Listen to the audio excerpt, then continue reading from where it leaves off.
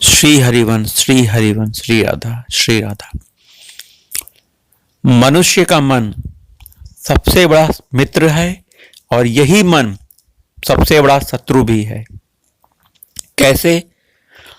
यदि मन आपके नियंत्रण में है, आप मन को कंट्रोल कर पा रहे हो, तो यह मन आपका बहुत बड़ा मित्र हुआ। इस मन को कैसे कंट्रोल करना है? एक बहुत बड़ा साधन है भगवान का भजन, भगवान का चिंतन, भगवान का रूप ध्यान, भगवान की कथा का श्रवण और नित्य भगवान के नाम का जाप। इस माध्यम से, ये जो बताए गए माध्यम है, इन माध्यमों से मन पंगु बनता है, अर्थात मन की कोई चाल नहीं होती। मन भगवान में लगता है। भगवान में लगना अर्थात परम सुख की तरफ मन लग गया। बलात् मन को भगवान में पहले लगाना पड़ता है।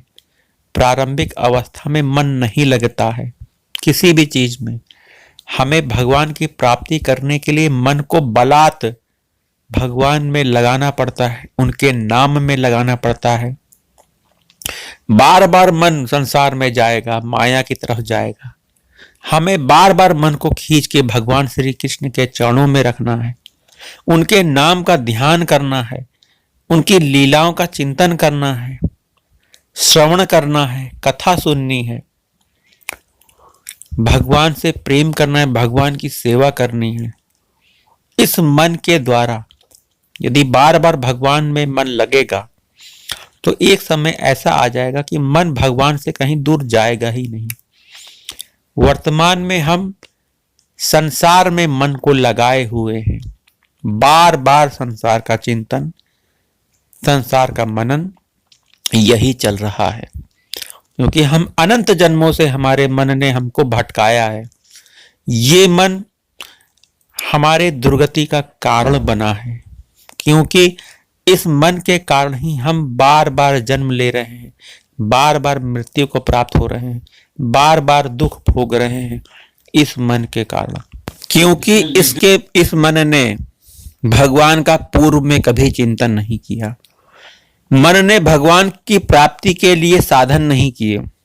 मन भगवान की कथा सत्संग में नहीं लगा, मन संतों की सेवा में नहीं लगा। मन कहाँ लगा? मन संसार में लगा, मन संसार के भोगों में लगा, मन संसार के शरीर के रिश्ते नातों को निभाने में लगा, भोग भोगने में लगा, मन रसना की पूर्ति में लगा। इसीलिए मन दुर्गति का कारण बन चुका है। अभी आप अपने मन को नियंत्रित कर सकते हैं। कैसे करना है? मन को मारना है। मन को कैसे मारा जाता है?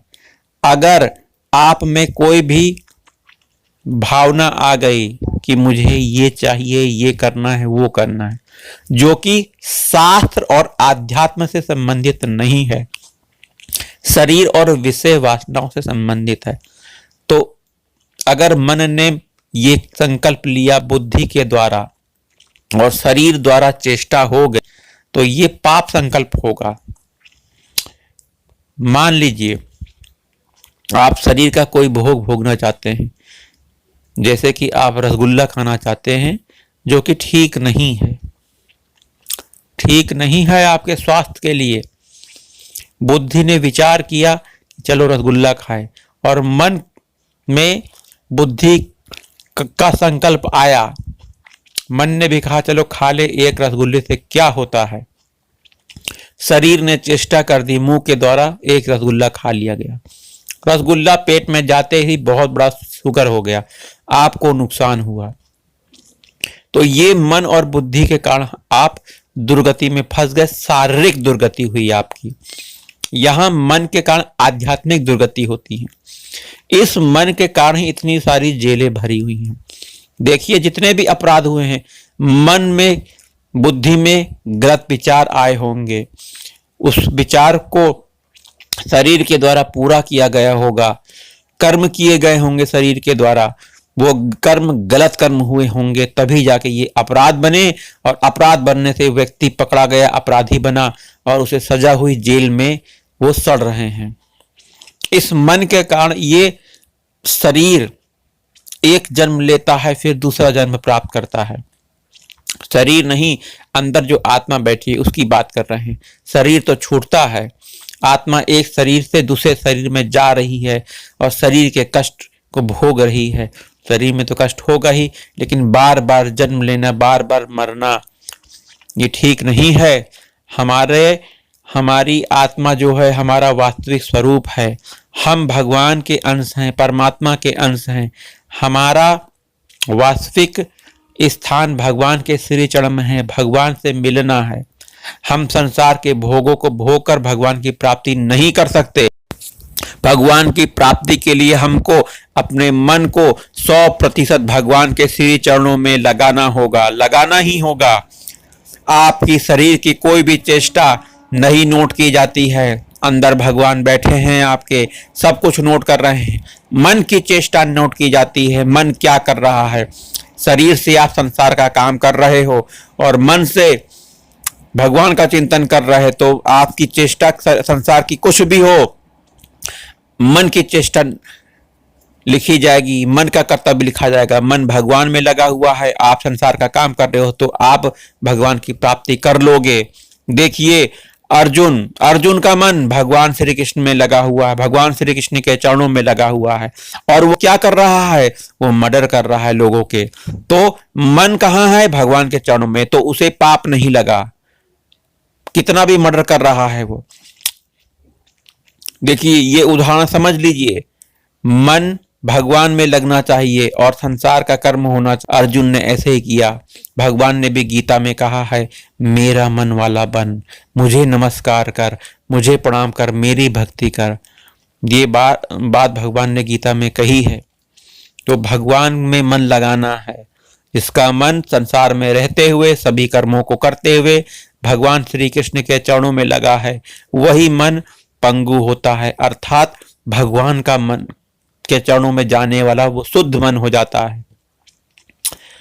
मन से भगवान की पूजा करो, मन से भगवान का स्मरण करो, मन से भगवान का चिंतन करो। शरीर की चेष्टाएं उतनी महत्वपूर्ण नहीं है, मन की चेष्टाएं महत्वपूर्ण हैं, है ना। मन से भगवान का चिंतन करना है, ध्यान करना है, मन से भगवान की सेवा करनी है। अब ये मन से सेवा कैसे होगी? बहुत से गरीब लोग जो धन के अभाव में भगवान की सेवा नहीं कर पाते हैं, और जो अमीर लोग हैं धन होते हुए भगवान की सेवा कर रहे हैं, लेकिन अहम में जी रहे हैं। तो दोनों को भगवान की प्राप्ति मुश्किल हो सकती है, लेकिन मार्ग बता देते हैं। गरीब व्यक्ति बैठे बैठे मन से भगवान का चिंतन करे कि मैं हीरे की माला भगवान को पहना रहा हूं, और प्यार से पहनाइए मन से। भगवान नोट करेंगे, हाँ मुझे हीरे की माला मिली है, मेरे भक्त ने दी है, बहुत ही उसका सम्मान होगा। भगवान को नई नई पोशाक पहनाइए मन से, कहीं से खरीदने की जरूरत नहीं है। मन से भगवान को अच्छा अच्छा भोग पदार्थ खिलाइए, अच्छा पहनाइए, उनकी सेवा मन से कीजिए। मैं भगवान को झूला झुला रहा हूँ, गोदी में लेकर उनको झूला झुला रहा हूँ, उनको अपनी गोदी में लेकर वन विहार करा रहा हूँ, भगवान को बहुत बेहतरीन बेहतरीन भोग पदार्थ खिला रहा हूँ। ये मानसिक सेवा गरीब व्यक्ति कर सकता है। इसमें किसी अगरबत्ती, किसी भी धन की आवश्यकता नहीं है। वो बैठे बैठे मानसिक सेवा करे, उसको फल मिलेगा। अब अमीर व्यक्ति के पास धन है, तो वो अपने धन का सार्थक उपयोग करे, भगवान की सेवा में लगाए, भगवान को अच्छा अच्छा भोग पदार्थ खिलाए, भगवान की सेवा में गौ माता की सेवा करे, संत महात्माओं की सेवा करे, अच्छे अच्छे मंदिर बनाने में, निर्माण कार्य में धन का व्यय करे। इस तरह वह अपने धन का प्रयोग भगवान की सेवा में कर सकता है। इस सेवा में वह अहंकार का त्याग करे, अर्थात मैं कर रहा हूं, मेरे धन से यह सब कुछ हो रहा है, भगवान की सेवा मैं अपने धन से कर रहा हूं, नहीं, ये आपका अहंकार है। आप इसको त्याग करिए। ये भावना रखिए कि भगवान द्वारा दिए गए धन का उपयोग भगवान की सेवा में एक दास की भांति मैं कर रहा हूं। मेरा कुछ नहीं है, सब कुछ मेरे प्रभु का है, मेरे श्री कृष्ण का है, मेरे राधा वल्लभ लाल का है। ये सेवा भगवान नोट करेंगे, और अमीर व्यक्ति को भी वही पद मिलेगा जो मानसिक सेवा करने वाले को पद मिलेगा। दोनों बराबर स्थिति में हैं, बस भाव आपका एक सच्चा होना चाहिए। भगवान की सेवा, भगवान की प्रसन्नता। अपने मन को भगवान में लगाकर हम परम सुख को प्राप्त कर सकते हैं। मन आपकी दुर्गति का कारण भी बन सकता है, मन आपकी सद्गति का कारण बन सकता है। इसी मन के कारण आप भगवान की प्राप्ति कर सकते हो, इसी मन के कारण आप नरक भी जा सकते हो। अतः मन को सही जगह में लगाने के लिए आपको भगवान की शरण लेनी पड़ेगी, अर्थात मन को भगवान के चरणों में लगाना पड़ेगा। भगवान की शरण में लगना अर्थात भगवान के नाम से प्रेम, भगवान के नाम धाम से प्रेम, भगवान के लीला कथा से प्रेम, सत्संग से प्रेम, दिव्य संत महात्माओं से प्रेम, भगवान को प्रिय जो भी वस्तु लगे उन सब से प्रेम, भगवान की सेवा से प्रेम। ये सब करोगे तो भगवान आपको जरूर मिलेंगे। और एक बात और, भगवान को मिलने के लिए आपकी चाह प्रबल होनी चाहिए। मन से चाहो कि भगवान मुझे मिलेंगे, प्रबल इच्छा करो, एक तीव्र लालसा करो, उत्कंठा पालो कि मुझे भगवान मिलेंगे मिलेंगे, मुझे मिलना है भगवान से। रो भगवान के लिए, तब भगवान जरूर मिलेंगे। यही जीवन की सार्थकता है कि भगवान की प्राप्ति, भगवान का प्रेम को पाना हमारे जीवन का लक्ष्य है।